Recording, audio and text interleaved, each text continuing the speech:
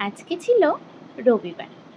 আর বেশিরভাগ বাঙালির বাড়িতে রবিবার মানে পাতলা করে মুরগির মাংসের ঝোল অথবা লাল লাল করে খাসির মাংসের ঝোল, গরম গরম ভাতে ছুটির দিন লেবু চিপে পাতলা করে মাংসের ঝোল খেতে সবার কিন্তু বেশ ভালোই লাগে।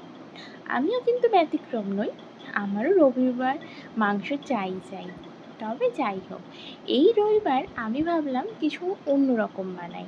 প্রত্যেক রবিবার মাংস তো খেয়েই থাকি, আর সারা সপ্তাহ কলেজ করার পর রোববারটাই ছুটি পাই। তাই ভাবলাম নিজের হাতে কিছু বানাই, এই রোববার মাকে ছুটি দিয়ে দিই। যেমন ভাবা তেমন কাজ। আগের দিন কলেজ থেকে ফেরার পথে এই বড় রুই মাছটা কিনে এনেছিলাম। হ্যাঁ হ্যাঁ, আমি দই কাতলাই রেসিপিটা ফলো করছি, তবে কাতলা মাছের বদলে আমি এখানে রুই মাছ ব্যবহার করেছি।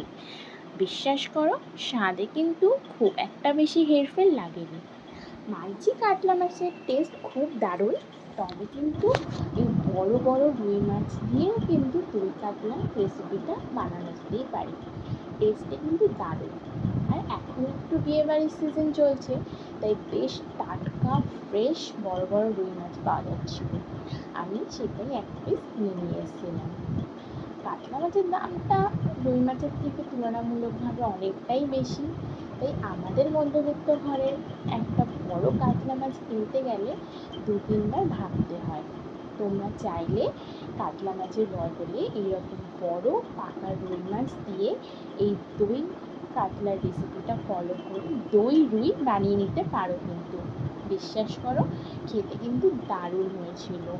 আমি তো অনেকবারই বানিয়েছি, ভাবলাম তোমাদের সঙ্গেও শেয়ার করি। কথা বলতে বলতে আমার রান্নাও শেষ। মাছগুলো আমি ছাড়িনি, মা ছেড়ে দিয়েছিল লাস্টে, আর ওপর দিয়ে কয়েকটা কাঁচা লঙ্কা ছড়িয়েছিলাম। আমার লঙ্কাটা বেশি ভালো লাগে, তাই অনেকগুলোই দিয়েছিলাম।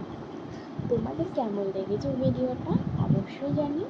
আর কারা কারা এই দই কাতলার বদলে দই রুই বানিয়ে খেয়েছো বাড়িতে অবশ্যই জানিও। Thank you for watching.